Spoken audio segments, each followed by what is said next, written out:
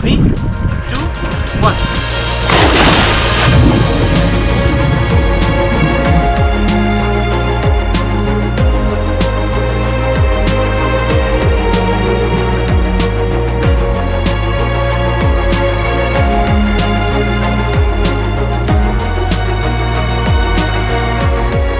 इस खिड़की के उस पार सूरज की पहली किरण के साथ हमें दिख रहा है एक सपना सच होता हुआ, अंडमान जाने का।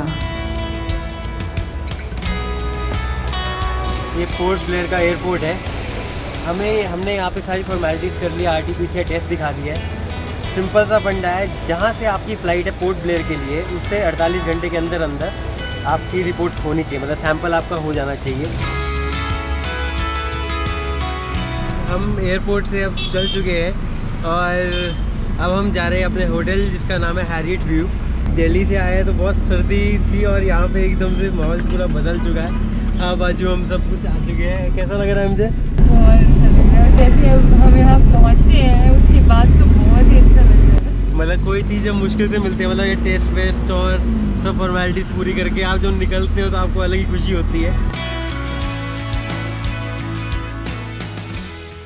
A home away from home, the Harriet view.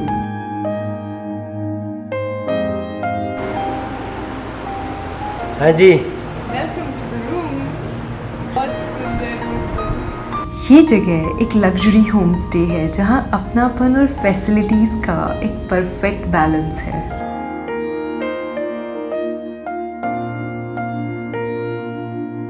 कमरे से दिखने वाला ये व्यू आपको एहसास दिलाता रहेगा कि आप अंडमान में हो।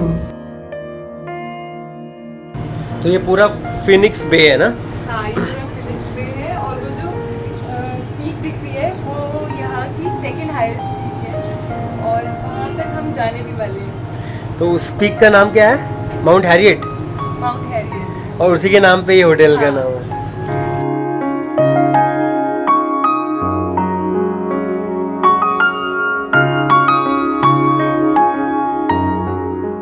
इस नज़ारे को छोड़ने का मन नहीं हो रहा तो हमने यही ऑर्डर कर ली एक biryani and it was a delicious start of the day.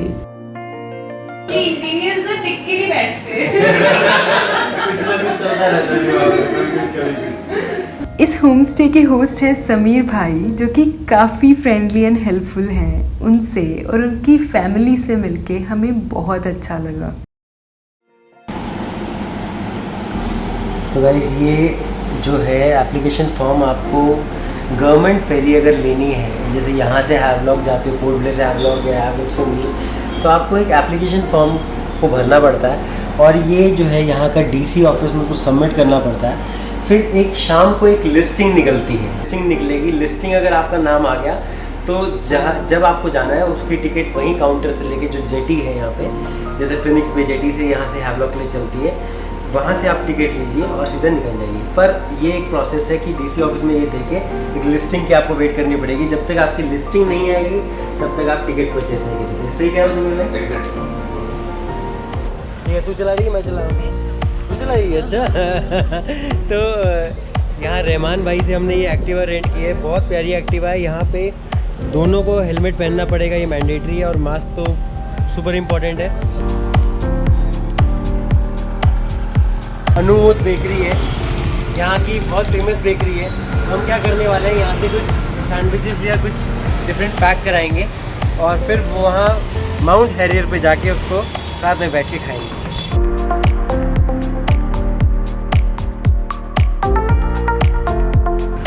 ये है चैतम टिकट काउंटर और यहाँ से हम अपनी व्हीकल और साथ में 2 बंदों की टिकट लेंगे। तो गाइस टिकट हमने ले ली है। ये जो फेरी है इसके अंदर हमारी एक्टिवा वगैरह सब चल जाएंगी।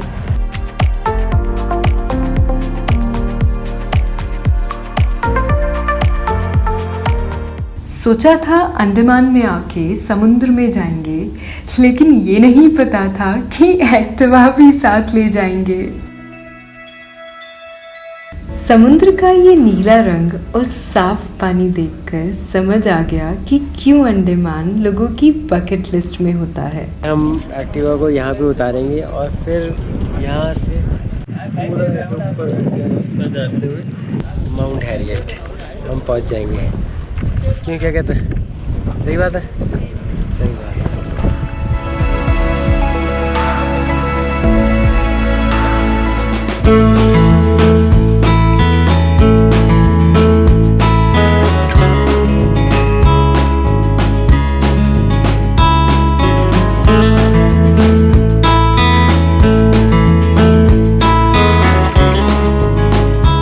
अब हम माउंट हैरियट नेशनल पार्क में एंटर कर रहे हैं and it is a nice place to experience for nature lovers. बहुत खूबसूरत जगह है, इसकी ड्राइव भी बहुत अच्छी है।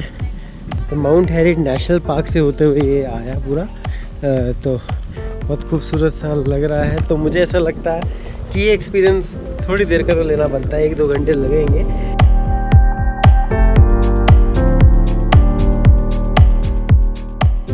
बिल्कुल पलोथा मार के जो है बैठ चुके हैं। हमारे सामने आप जो है हैवलॉक, नील, रॉस सब दिखाई दे रहे हैं। हो जाए चीयर्स फिर।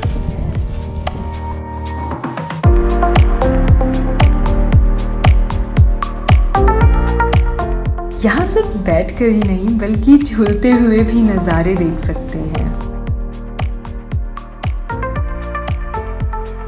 ये जगह वेल मेंटेन्ड है और यहाँ अंडमान एंड निकोबार के ट्रेडिशन की भी एक झलक देखने को मिलती है, जैसे कि ये निकोबारी हट जिसमें पुराने लोग रहा करते थे।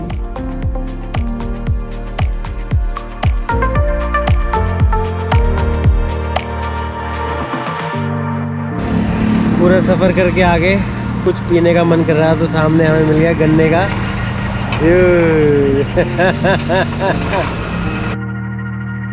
दोस्तों। तो अब हम जा रहे हैं कार्बाइन्स केव। तो वो एक बीच है जिसमें मतलब जेट स्कीइंग, मोटर बोट्स वगैरह सब होती है। तो हम शाम का थोड़ा नज़ारा देखना चाह रहे हैं।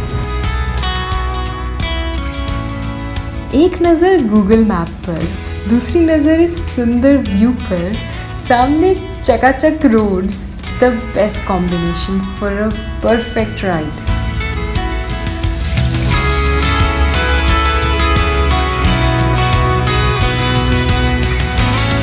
तो हम हैं कार्बाइन्स कोव बीच पे।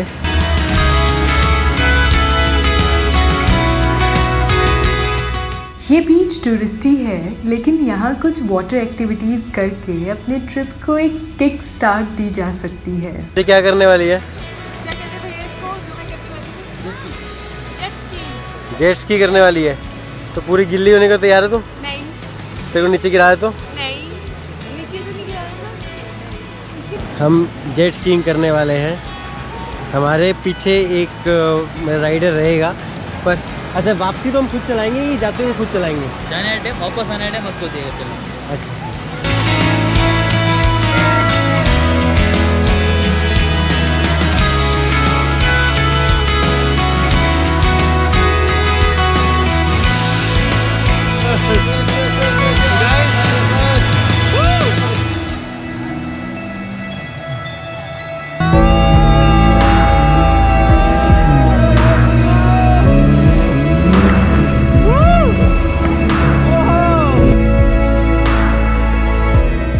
Jet ski, it is such a thrilling activity. इसमें आप वेव्स पर राइड करते हो और सनसेट के इस व्यू के साथ we must call it a beautiful adventure. अब मैं खुद ड्राइव कर रहा हूँ, ठीक है?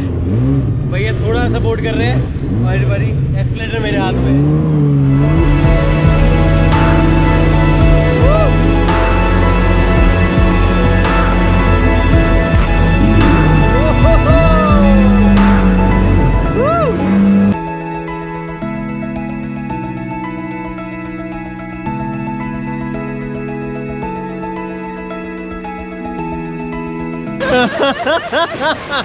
पहले वो वाले भैया ने जो एक ठोक के मारा, फिर ये वाले भैया ने पूरा ढीला कर दिया। कैसा था एक्सपीरियंस? बहुत अच्छा एक्सपीरियंस। मज़ा आया? ये वाले भैया और वो वाले भैया भाई दोनों भैया के लिए ताली आएगी बारी।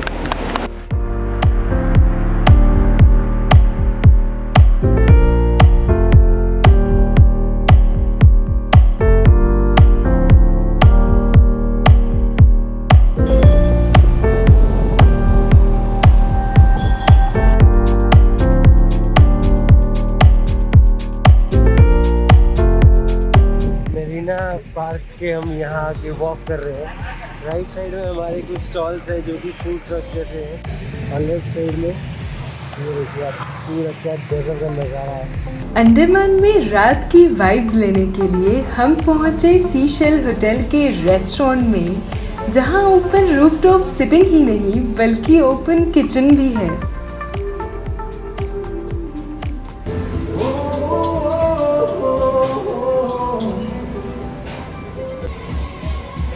नींद ही आएगी ना यार जब आप सुबह से शाम तक रुकते ही नहीं। शू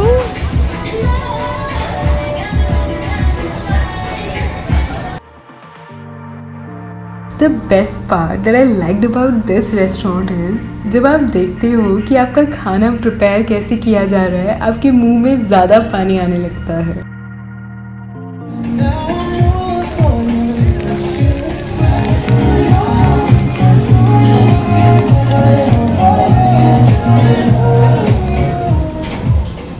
We were about to call it a day, but फिर हमारे होस्ट समीर भाई ने कुछ ऐसा किया कि हमारी नींद ही नहीं होश भी उड़ गए।